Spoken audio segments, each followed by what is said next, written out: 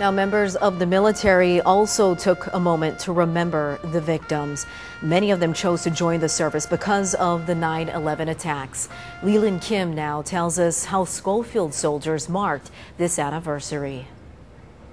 This cozy church at Schofield Barracks held a somber, low-key ceremony. Those serving our country remember the thousands who died 8 years ago.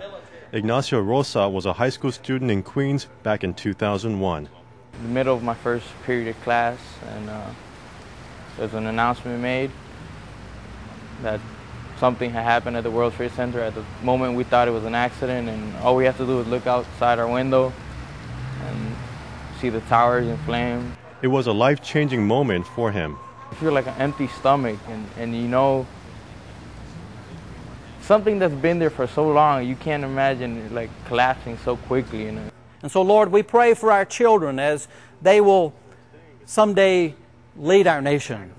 Chaplain Tim Walls was at Ground Zero following the attacks, accompanying first responders as they went through the wreckage. They had the dogs out looking for remains, and the firemen were looking for remains. And so, as they would find them, we would stop and hold a memorial ceremony on the spot for those firemen and others that we found.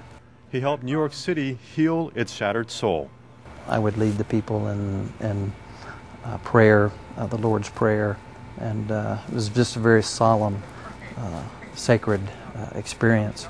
9/11 changed the course of history, bringing tougher anti-terrorism legislation and broadening law enforcement powers.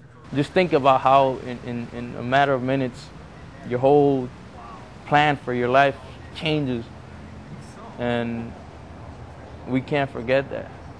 That's a message for those who perished, never in vain, never forgotten. At Schofield Barracks, Leland Kim, KHNL and K5 News.